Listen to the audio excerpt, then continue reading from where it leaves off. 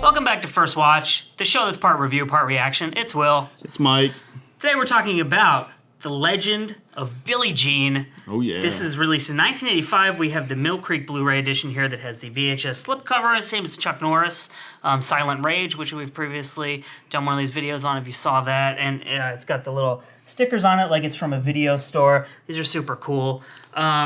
This stars Helen Slater, Yep. who is right here and right here. And Christian Slater. They are not related. No. He was only 16 in this. This was his first movie. And I was reading a little bit about this movie after we watched it, but he thought he was destined to marry her because they had the same last name. Yeah. But I had never seen this movie before. I never even freaking heard of it. And I really liked it. And I feel like there are a lot of these movies from the 80s that went straight to VHS or like didn't do that well in theaters that you maybe just kind of vaguely remember. You've heard of a little bit, but you don't know much about it.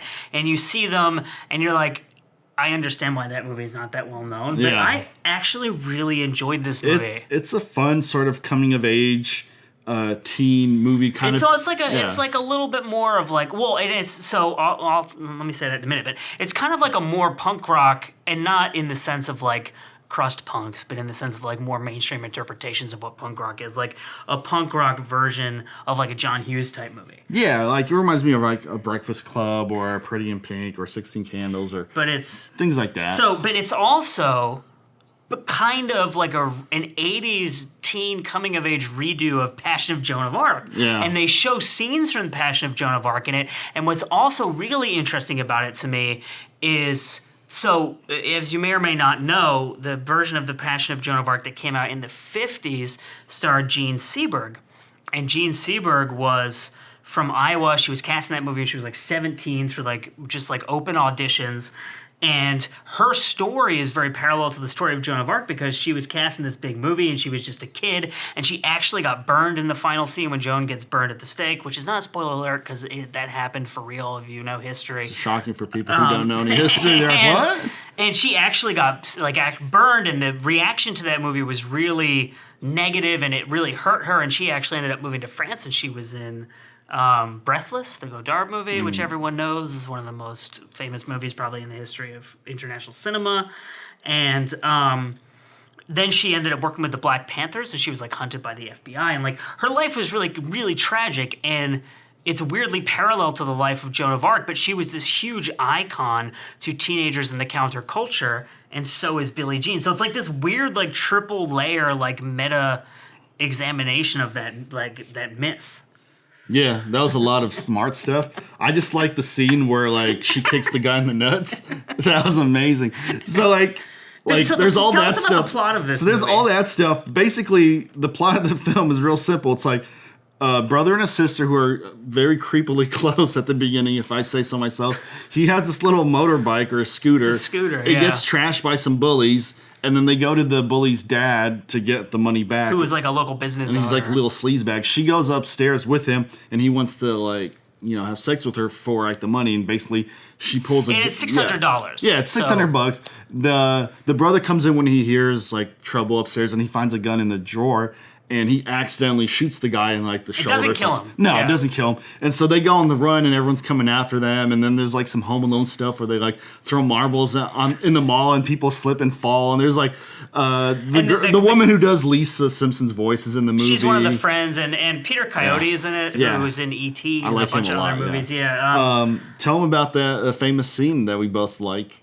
When she gets her period? Yeah, there's like a scene where one of the characters who's a little bit younger than Billie Jean gets her period for the first time when they're like on the run, and it's like this, they're in the car, and she's like, oh look, I'm bleeding. Because they were getting shot at right before, and they're like, oh, you got shot, and then it's like, nope. No, it's like, oh, you're a woman. She's like really happy, really and then excited, it cuts like right away, and but it's so like, bad. It's an interesting movie in that like it has female characters who have a lot of agency, especially for like the time period in which this movie came out. And it's like a female hero, and they have a little like outlaw group, almost like Butch Cassidy and Sundance Kid. But 3 of the 4 people in their group are women. Well, 5 when the other guy joins in later on. Right, and it's not.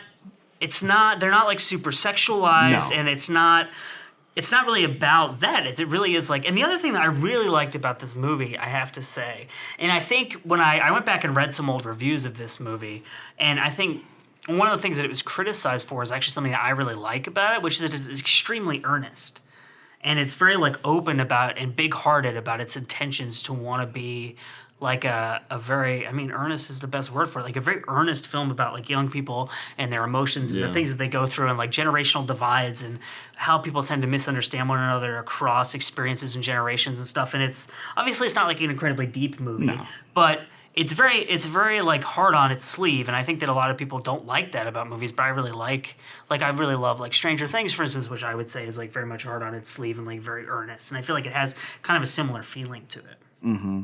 It's also about poor people, and Hollywood, and this is a Hollywood movie, tends these days not to make movies about poor people anymore. Or if they do, they're really condescending. They're not just like honest movies about what it's like to be poor. And like, you could do like in a trailer park. They live in a trailer, but it's not condescending. It's not depressing like 8 Mile is. Like, and I feel like, I mean, you could probably write a dissertation on like class and who works in the film industry at different periods throughout history and why people make the movies they do. But like, it's a very honest, earnest depiction of being poor and like being from, were they from Texas? Yeah, like Corpus Christi area or something like that. Yeah. So, but yeah, it's just for me, it was just a fun movie. It's a lighthearted movie.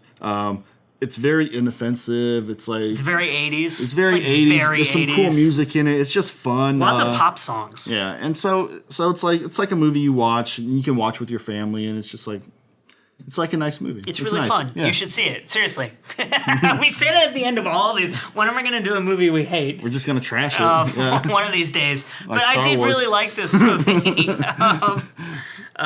So Legend of Billie Jean, we'll put links where you can go and buy this edition, watch trailers, and all that stuff. Or if you're on Instagram, you're watching, we'll like tag the manufacturer, et cetera, and et cetera. fun fact, nothing to do with the tennis player Billie Jean. Billie Jean nothing King. to do with the song by Michael Jackson. In case you were wondering. It's true. Yeah. So check it out. Mm-hmm.